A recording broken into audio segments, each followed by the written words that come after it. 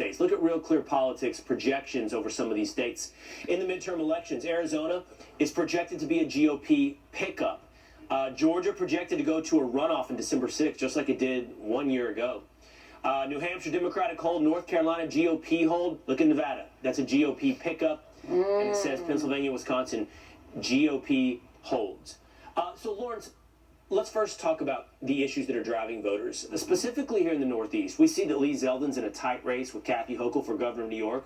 We know whether or not it's Fetterman, Oz. In Pennsylvania, crime is a big issue, and that's what you spoke to voters about this week. Yeah, I just came back from Philly, and there's a crime crisis going there just like it's happening in every major city. The one thing I will say about the Democrats is it seems like they didn't do much preparation for this cycle. They are so used to having someone on the ballot that voters may have some trepidation about, and they really use it as their gas. But what we're seeing from voters, whether I'm in Philly or I'm in Baltimore or am I in Middle America like I was doing that diner right outside of Palm Beach, the number one issue for folks is inflation, no matter where we go. And then right below that, it is crime.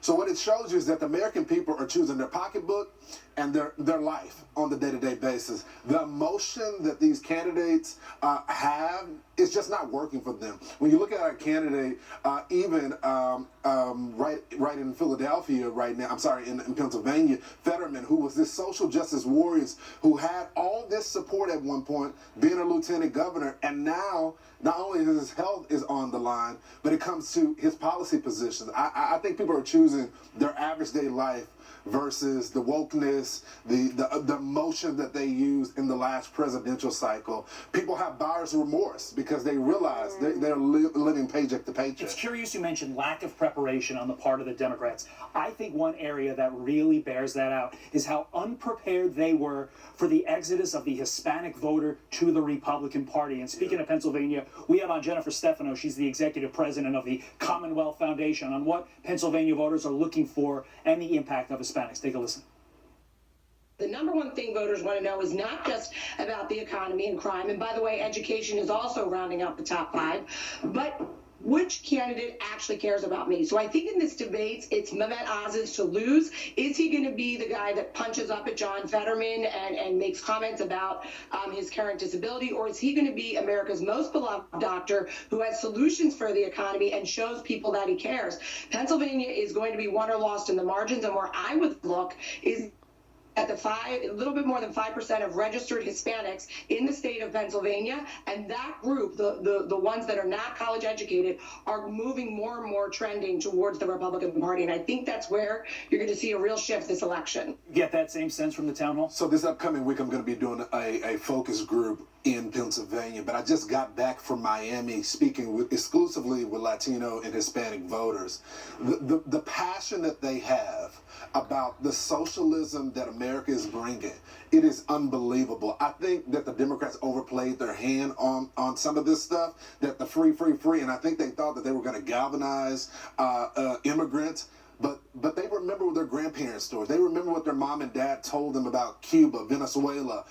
And we had it on our show last night. They spoke so passionately about being willing to defend it. Do they agree with everything that Ron DeSantis stands for? No, they don't. But they don't like the way that America is changing. They left another country because they had these type of policies there, and they say that America is heading down that direction. They'll stop it. Really quickly, I have to say, well, I think it's important that Dr. Oz highlights the issues that are important to Pennsylvanians. I think Fetterman's fitness for office has to be one of those issues. 100%. It can't be off the table and seen as mean to punch at someone's, disability. The question is whether or not you can actually do the job you're asking to be hired to do. So we went the mean route last election cycle with President Joe Biden, and we were told that everything was fine, and he was allowed to stay in the basement. I was outside of his house in Delaware many times, asking him to come out to the press. They hid him from the campaign trail. So we've tried the compassionate way of saying, let's just let this be a private matter.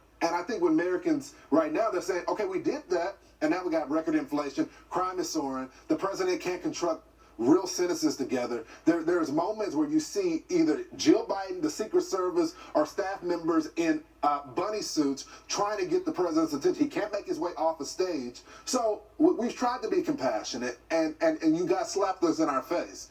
I don't think they're going to let that fly in PA.